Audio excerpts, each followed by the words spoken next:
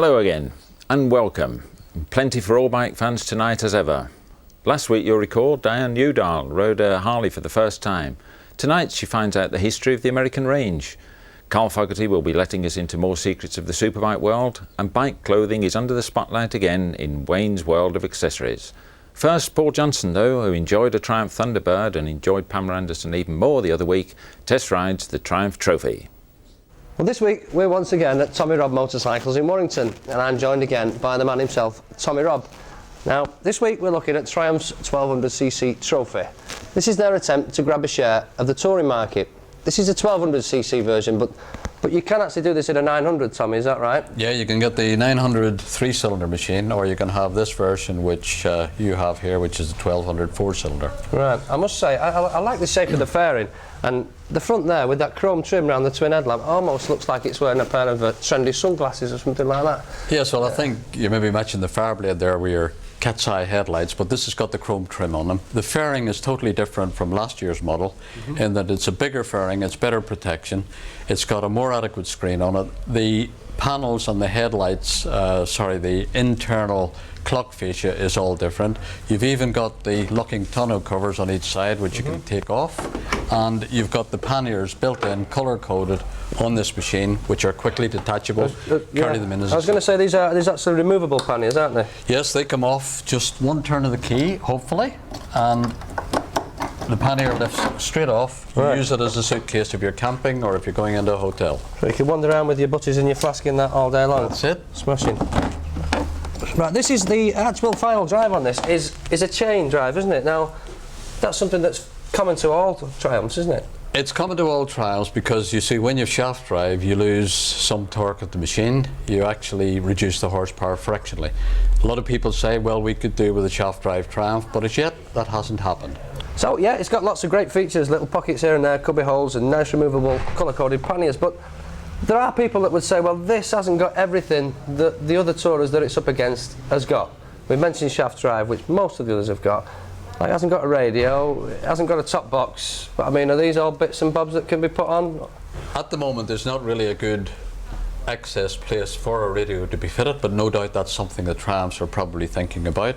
As far as top box is concerned, yes, you can get attachments which will allow you to fit top box together with the existing panniers that are on the machine. Right, well, there's only one way to find out just what it's all about. That's slip into touring mode, get the open face helmet out and get the shades ready, and let's go and see what it's all about. Well, it's all about going a long way on a bike, and this isn't the kind of machine you'd use for nipping down to the shops, and the riding position is such that several hours in the saddle won't cause too much discomfort, although I wouldn't feel too well protected sat behind this particular windscreen for any great length of time. The gearbox is brilliant, just pick one and off you go. The engine will pull from just about any revs in any gear. Braking is more than adequate, and the rear view mirrors, well, they're among the most useful you'll find on any bike. The Trophy is built to go places, and the showroom doesn't close for another few hours, so let's go and put some miles on. Well, that was a Triumph 1200 Trophy. A great bike, great engine and a cracking gearbox. You can drive just about anywhere in any gear you like. Outstanding brakes and a good all-round performance. Well, you can join me next week. Oh, and by the way, I would like a radio. Join me next week and I'll be riding another totally different bike, and I'll see you then. And if that's not enough for you, there's plenty more in the weeks to come on both the history and the future of your favourite marque. But it's to an American manufacturer we're going to go to now with Diane Youdale. They say there's other bikes and there's Harleys, so let's just get to the bottom of this. I'm back at Surrey Harley Davidson here in Dorking, and I'm with, let me get this right, Simon Danckwerts. That's correct. Hey, did it? Now you're the managing director here, or? I'm the general manager here. General manager here. Yeah, that's correct. Now, of course, you are sort of a whole wealth of information on Harley Davidson. I would like to think so, yes. Let's test you out. How did the whole thing start? Basically, it started back in 1936 when Harley started producing motorcycles in the States. They weren't the first. The Indian Motorcycle Company was producing motorcycles before them. Right. And were they rip-offs of in any way, or is it sort of... They did. It's been said that some of the designs did come from India. Contention. Yeah. That early. But the war years really saw Harley take a march on the Indian company. And that's when Harley started to spread around the world, obviously, from the war machine during the First and Second World Wars. Yeah. And that's when we first saw the first Harleys arrive over here in Europe and the UK. And were they initiators again in the European market? Well, obviously there was the older British bikes. How was that tolerated over here, do you think, back then? Well, again, the British manufacturers were supplying the British armed forces, and the American manufacturers were supplying the American armed forces. So that's you didn't find very many of the English forces riding Harleys back in those days during the war years, anyway. Yeah. But after the war, obviously, the Americans left an awful lot of Harleys lying around over here in Europe. Which was mainly the old 45 45 cubic inch side valve, as it was called, or flathead. Flathead, which was the first one over here. And that's where it sort of, in those days, it was really, there wasn't a huge following. It was just, it was a motorcycle. Yeah. Do you think it would have been to do something with the American fascination of the American allies over here anyway, helping with the war? I think there was kind of a romantic notion even back then, wasn't there? Of the. I think it was more probably like that there was very little motorcycles around after the war, so obviously if they picked up a ex-US Harley 45, they were lucky. Then you go into the 50s, and you saw Harley starting to produce the knucklehead and the panhead models. Yeah. And again, with the great 50s sort of American honour, which was gaining momentum over here in Europe. Yeah. Again, a few of the bikes were coming over, just a few, very, very few in those days. And I don't think anyone in the economy in those days could probably afford one anyway. Yeah. Very few people could. So they were really expensive back then, because they really are an investment item, aren't they? That's They're right. sort of you're riding on some money. That's right. And there's still some of those 1950s and 60s early knuckleheads and panheads flying around over here in the UK. Now, I can't really do an honest interview without saying at around about the late 50s, early 60s, of course, there was the rising of the Hells Angels, and the whole of that image started to take over the Harley Davidson sort of stomping ground. How has that affected or even promoted Harley Davidson? That's right. Well, that's again after the war. A lot of the ex-war veterans decided to strip down the Harleys and become the outlaw or Hells Angels. That's how it all began in the States. Right. It's all clearing. And that then filtered over into the UK in a small way. And again, because it was an elite bike, very expensive bike, beyond the reach of most people, again, that's why they ended up riding it. Plus the American contacts, obviously, with the American Hells Angels in the States. But I mean, today, it's vast, and there is a kind of a yuppie and a Harley Davidson snobbery because of the sheer expense. Like bike theft. It's the bike everybody will want if they're going to take any bikes at all. I didn't really say that for all you sport bikers.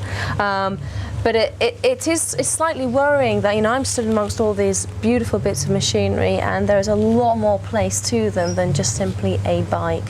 How has this all evolved now, and how does the market in the 90s stand with it, considering what we've just been talking about? Right, yes, I was going to say, it's sort of crept up over the years. Right.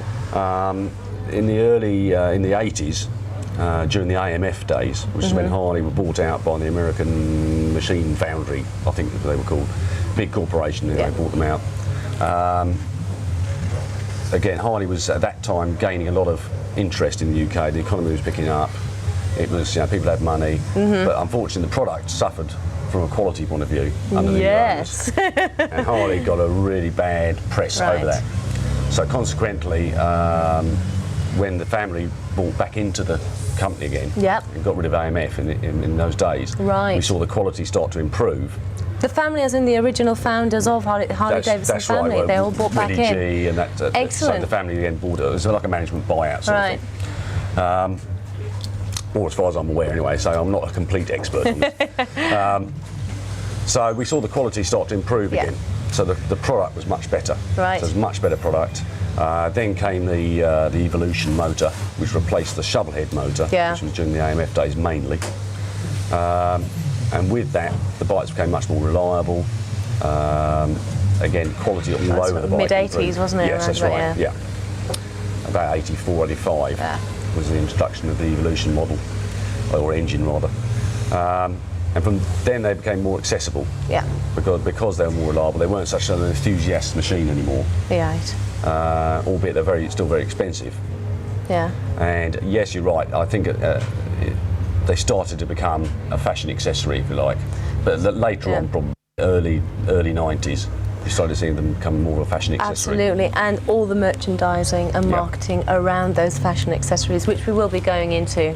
Simon, thank you very much. Well, that's fascinating. Now you know the whole story, no ifs and buts. We'll be back to find out more about the Harley Davidson experience, and we'll take a look around all the marketing and merchandising, as I said, at a later date. Join us then.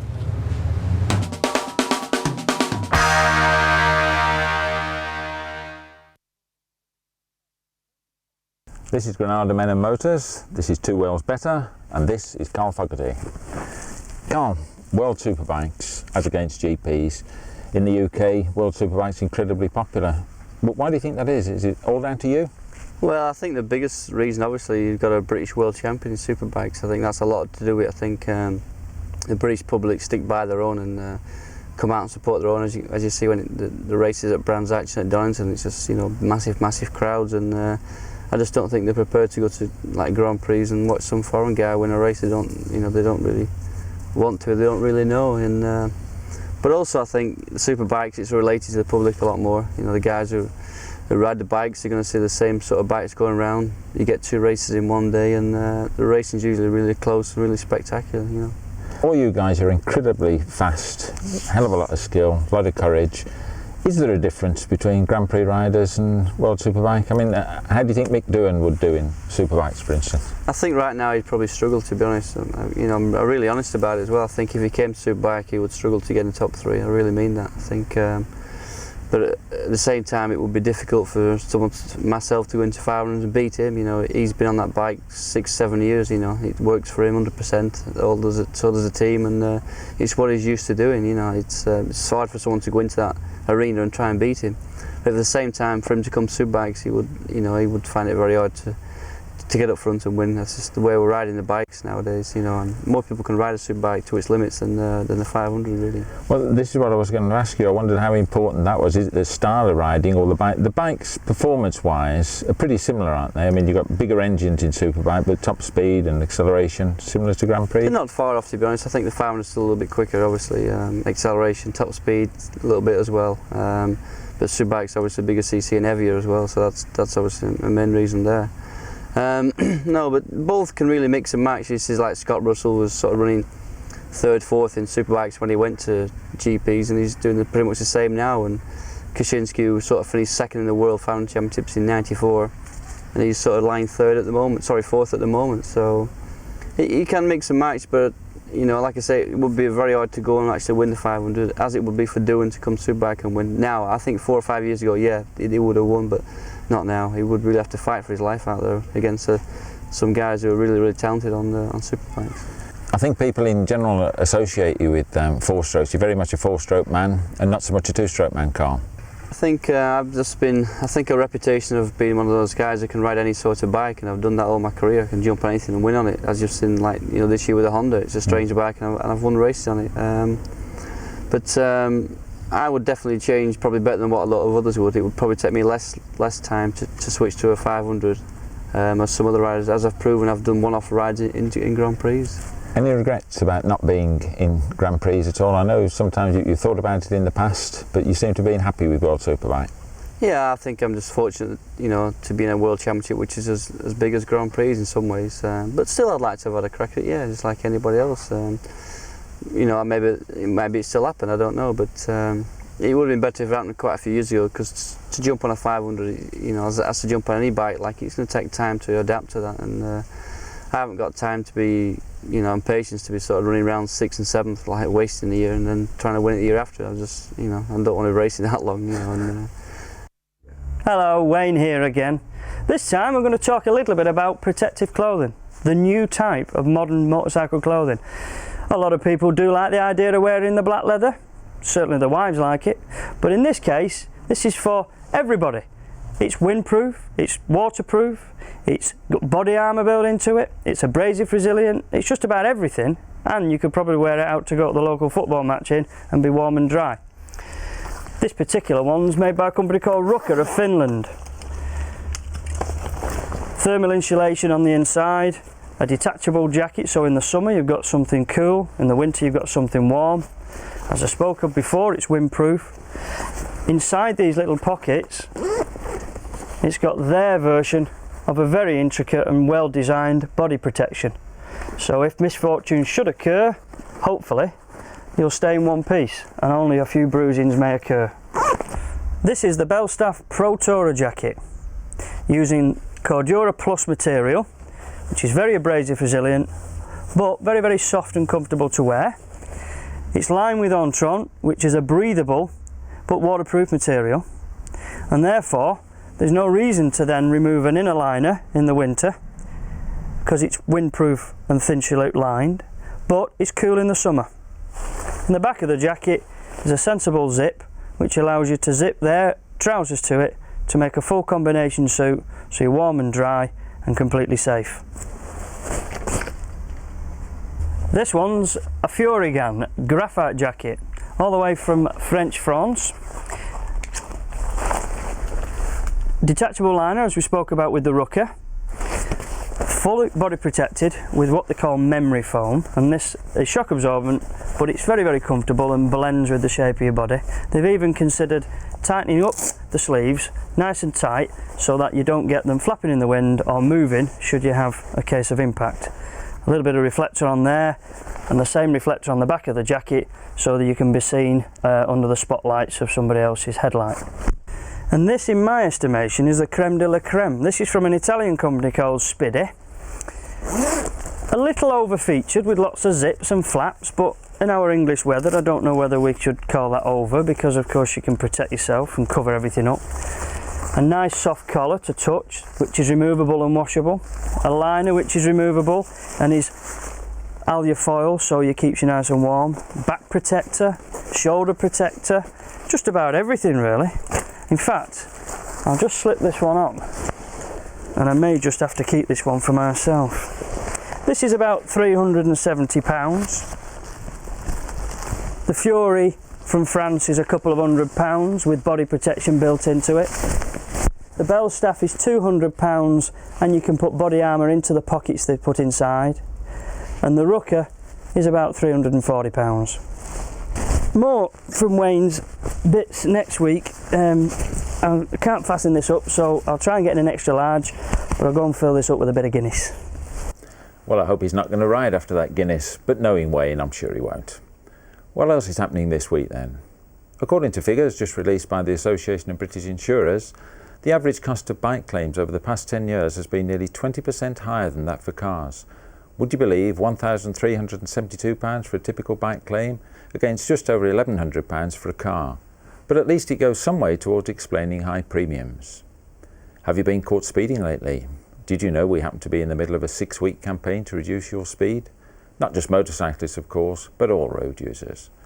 The Department of Transport, in fact, say that the installation of 20-mile-an-hour speed zones in 300 residential and town centre areas has reduced accidents by 60%. So look out for more coming your way. That's speed zones, by the way, not accidents. Now, the road rider's favourite read, Bike magazine, is 25 years old this month. Still regularly in the top 3 of magazine sales, October's anniversary issue scans through the years from world champ Barry Sheene to Triumph's owner John Bloor. An interesting read, seeing your life flashing before you. Finally, if you're about to take your bike test, beware, because the Driving Standards Authority has just announced that the pass mark for the theory test is going to be up from 75 to 85%. It seems they think the current pass rate is far too high. Can't be simply that people are taking the theory test seriously, can it? Now then, we hope to appeal to all riders, experienced and the new. Our presenter Diane Youdale has only recently passed her two-wheeler test, but who had the task to teach Jet the skills required? Let's find out. I'm down in Hampshire, outside CSM in Farnborough, where I trained and passed my test rather successfully with my instructor Gary Burns. Now, what is the importance of having an accredited place to train and a safe place? It's to do with the professionalism of the company. Each instructor is a full-time instructor, and people get the backing from a company like ourselves. We've got all the equipment to provide for them. So what do you expect when you first come to CSM and say, I want to ride a motorbike? Where do you start? Well, the first thing we do is we ask them, have they ever ridden a motorbike before? If they're a total novice and they say no, then we offer them a free 1-hour introductory lesson. for where we take them to a car park, to a motorcycle, kit them up, and actually get them riding around on the bike. Should they already have some sort of experience on a bike, then we then we turn that into a assessment of their ability. There's three things that we're really looking for, which is can they balance the machine, how they control the machine, and how they take to instruction. Providing they meet those three requirements, then yeah, we shouldn't have a problem.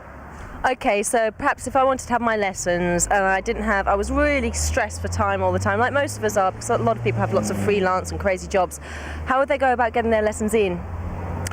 Well, the first two options that we normally talk about are the 3-day course, which is for somebody who's experienced on riding a bike already. Now you tell me! Alternatively, if they're a total novice like you were yourself, then you carry out the 5-day course. I know that you deal very well with all sorts of people because you dealt with me brilliantly. I was very nervous, and we discovered that literally about an inch set of the handlebars further back made my riding a lot easier. But what was I really like before we discovered the minor technical difficulty? You were quite nervous, obviously, because motorcycling was new to you then. But as time went on, things got a lot better, and you got more confident with yourself, and you found that as we went through each stage, you thought, hang on a minute, I can actually do this.